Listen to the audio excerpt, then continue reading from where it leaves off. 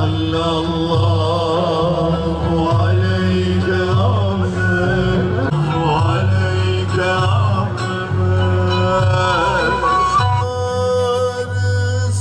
Şefaat.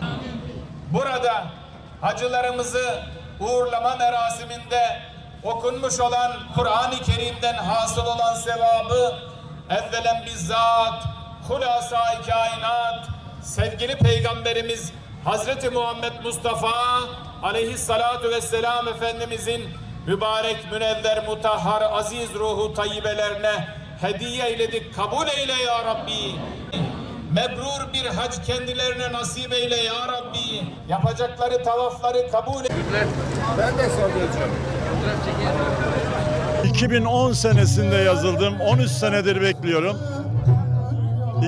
Pandemiden önce çıktı ama bu pandemiden dolayı gidemedim.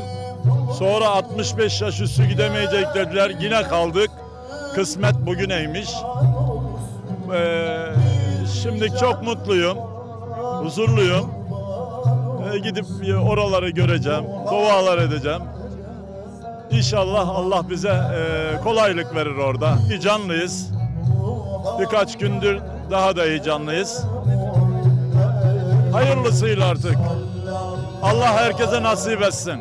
Çok heyecanlıyız. Çıktığı zaman gözyaşlarımı tutamadım. Hala böyle kura çıktıktan sonra hep heyecan içindeyim.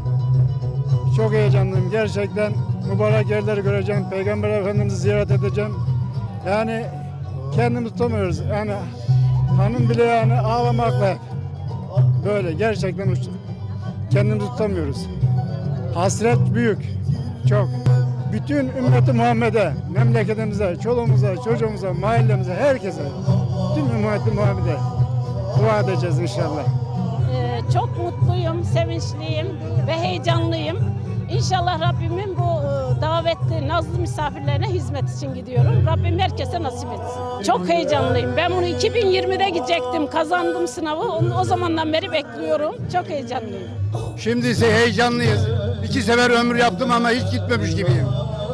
Allah'ım razı olsun. Herkese Allah nasip etsin, gitsin. Şu anda Cumhurbaşkanımız da kazanmış oldu. Bizler daha neşeli olarak gidiyoruz. Kağıt önümüzde anlatılacak gibi değil. Yani ne bileyim yani bambaşka. Yaşanır yani orayı gördükçe yaşanır.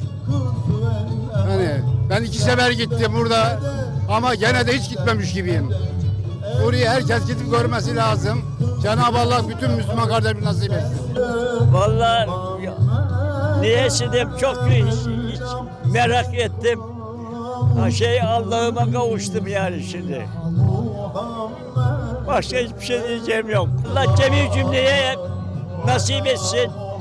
Bizlere de nasip etsin.